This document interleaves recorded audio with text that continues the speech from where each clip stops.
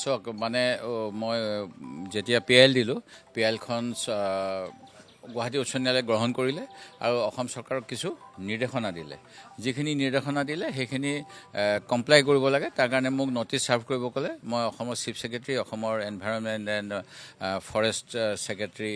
Additional chief secretary water resource department mines and mineral department সকলোৰে মুৰব্বীসকলক মই মোৰ ফালৰ পৰা এই হাইকোৰ্টৰ অৰ্ডাৰটো যে তেওঁলোকে মানিব লাগে সেইখিনি নটিচখিনি চাৰ্ভ কৰিলোঁ চাৰ্ভ কৰা 2 বছৰ পিছতো যেতিয়া তেওঁলোকে একো নকৰিলে তেতিয়া উপায়বিহীন হৈ মই আদালত অৱমাননাৰ গোচৰ তৰিলোঁ যেতিয়া মই আদালত অৱমাননাৰ গোচৰ তৰিলোঁ আৰু হাইকোৰ্টৰ নিৰ্দেশখিনি যিহেতু উল্লেখ আছিল কি কি কৰিব লাগে মনা নাই তেতিয়া অসম চৰকাৰে মোৰ কণ্টেম্পটৰ যুক্তি ৰাখিবলৈ মানে এই কণ্টেম্পট হ'ব নালাগে বুলি এখন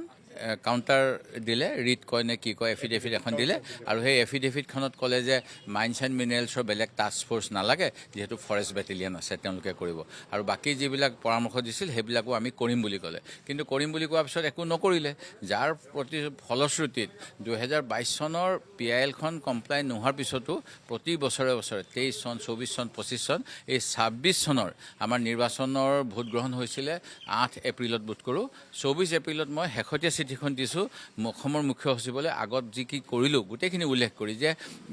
এইকাৰণে দিব লগা হ'ল অগ্নিজান বাগিচাৰ চাহ মজদুৰসকলে এটা প্ৰতিবাদ কাৰ্যসূচী হৈছিল আপোনালোকে জানিব 21-22 তাৰিখে পথ অৱৰোধ কৰিছিলে আমাৰ মেজিষ্ট্ৰেট গৈছিলে মই তেতিয়া ক'লোঁ যে এই ঘটনাবিলাক হৈ থাকিলে বেয়া কথা হ'ব আপোনালোকে কৰক এতিয়া এইবিলাক একো নকৰিলে নকৰাৰ ফলত এইটো হৈছে আৰু মই কেইটামান অন্য কথা কওঁ এতিয়া যে এটা প্ৰথম কথা হ'ল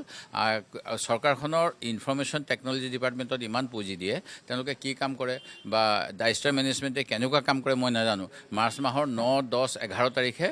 সম্ভাৱ্য দুৰ্যোগৰ ওপৰত কি কি কৰিব লাগিব জিলাসমূহে তাৰ বাবে গুৱাহাটীৰ এডমিনিষ্ট্ৰেটিভ ষ্টাফ কলেজত আমাৰ বিষয়াসকলক লৈ গৈ তেওঁলোকে আলোচনা কৰিছিলে 3 দিনীয়া খোৱা বোৱা থকা খোৱা কৰি তেওঁলোকে শিকি বুজি আহিলে শিকি বুজি অহাৰ পিছত এখন নাও দি যোগান ধৰিব নোৱাৰিলে কেইখনমান হাত নাৱেৰে ইয়াত আমাৰ মানুহ হাজাৰ হাজাৰ উদ্ধাৰ কৰিলে যিটো আপোনালোকে জানে ইণ্টাৰভিউ সকলোৱে লৈছে দ্বিতীয় কথাটো হ'ল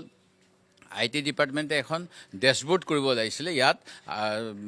ঘটনাটো হৈ যোৱাৰ 3 বা 4 দিনলৈকে চৰকাৰী সাহায্য নাই বুলি সকলো মানুহে কয় আৰু যদি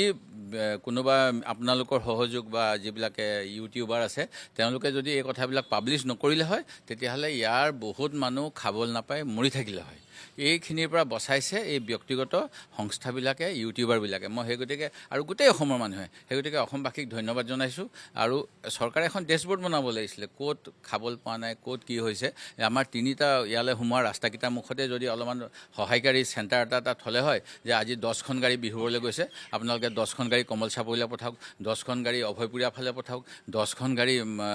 লাকুৱা ফালে পঠাওক এনেকুৱা নকৰাৰ কাৰণে আৰু যি ডিলিমিটেশ্যন কৰিলে ডিলিমিটেশ্যনৰ ফলত আমাৰ ডিমৌ ৰাজচক্ৰ এই শিমলগুৰি টাউনলৈকে মণ্ডল আহিব লাগে তেওঁলোক অহা নাই তাৰ ফলত এজন শিক্ষক প্ৰণৱজ্যোতি দত্তৰ যিখন জাতীয় বিদ্যালয় কলনী তেওঁলোকৰ অৱস্থা কি হ'ল আপোনালোকে চাব পাৰে এইবিলাক চব মানে ছ'চিয়েল মিডিয়াত আহি আছে গতিকে চৰকাৰৰ বহুত ভুল আছে আৰু চৰকাৰে এতিয়া যিটো ৰিলিফ দিব নালাগে বুলি কৈছে এইটো মই প্ৰতিবাদ কৰোঁ কাৰণ ৰাইজক তেওঁলোকে কাম কৰাৰ পৰা বাধা দিব নোৱাৰে আজি বিভিন্ন সংগঠন আহিছে মই আপোনালোকে জানে চুকুৰ আলী মই নাম লৈছোঁ তেওঁক মই কেতিয়াও নাম নলওঁ এনেকৈ কিন্তু আজি মই চুকুৰ আলী নাম ল'বলৈ মই বাধ্য হৈছোঁ মোৰ সমষ্টিৰ ৰাইজক দুৰ্গতসকলক সহায় কৰিবলৈ চুকুৰ আলীয়ে কৈছে মোৰ পইচা নাই মই 100জন লেবাৰ আনিম আৰু মই ফেচবুকত দেখিছোঁ তেওঁ কিছুমান মানুহৰ ঘৰ বনাই দিছে সেই গতিকে এই সময়ত মুখ্যমন্ত্ৰীয়ে যিবিলাক কথা কৈ থাকে উচ্চ বাক্য কৰি থাকে মই এইবিলাক কথা ভাল নাপাওঁ তেওঁ কৈছিলে যে আমি ৰিলিফ সকলোকে দিম কিন্তু 16 চনৰ পৰা এই যিটো ব্যৱস্থা ৰিলিফ দিয়াৰ ব্যৱস্থা ৰিলিফ মেনুৱেল অনুসৰি সেইটো ৰাজনীতিকৰণ কৰিলে যাৰ ফলত NDTVৰ এটা ইণ্টাৰভিউ ৰাজদীপ বাইলুংবুঢ়াই যেতিয়া প্ৰথম কৰিছিলে যোৰহাটৰ কৰেছপণ্ডেণ্টে এগৰাকী মহিলাক সুধিছে আপুনি ৰিলিফ ক'ৰ পৰা পাইছে মহিলাগৰাকীয়ে কৈছে মই চৰকাৰৰ পৰা পোৱা নাই পঞ্চায়তৰ পৰা পাইছোঁ কিন্তু পঞ্চায়তত কোনো ৰিলিফ আহিবই নোৱাৰে যদি চৰকাৰে নিদিয়ে কিন্তু সেইটো তেওঁলোকৰ যিহেতু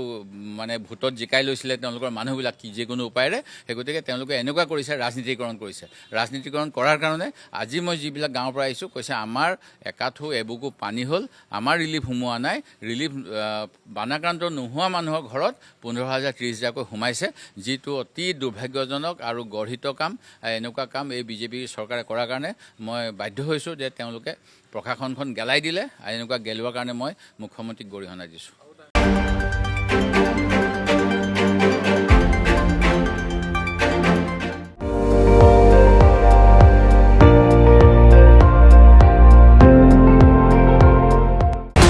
আপুনি চাই আছে ND24 সৰ্বশ্ৰেষ্ঠ নহয় সৰ্বোত্তমৰ দৌৰত।